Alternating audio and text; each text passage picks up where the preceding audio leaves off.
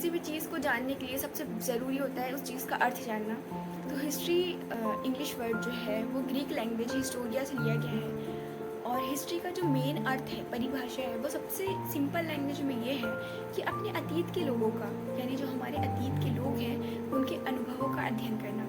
तो पहले विद्वानों ने इतिहास को 3 पार्ट में डिवाइड किया था, हिंदू शासक, मुस्लिम शासक और ब्रिटिश शासक। लेकिन ये कहीं ना कहीं सभी की सहमति नहीं प्राप्त कर रहा था, इसलिए इतिहास को पुनः 4 भाग में विभाजित किया गया। प्राचीन इतिहास, पूर्व मध्यकालीन इतिहास, मध्यकालीन इतिहास और आधुनिक काल, यानी आधुनिक इतिहास। तो प्राचीन इतिहास में भी 2 पार्ट आते हैं। पहला है प्राग ऐतिहासिक।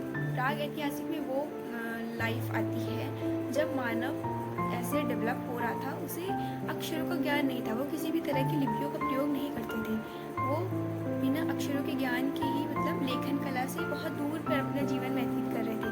वहीं प्राचीन इतिहास का दूसरा भाग जो है उसमें हम लोग साक्षर मानव जीवन का अध्ययन करते हैं। और फिर उसके बाद आता है पूर्व मध्यकालीन।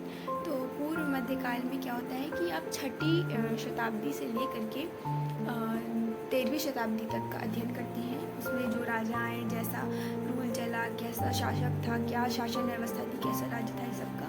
उसके बाद फिर हम 13वीं से 18वीं शताब्दी तक हम जो अध्ययन करते हैं मध्यकाल में रखते हैं उसको, मध्यकाल के इतिहास में। और उसमें हम जो शासक हैं, राज्य हैं, वैसे पूरा वैसे ही, बस टाइम पीरियड का फ़र्क होगा।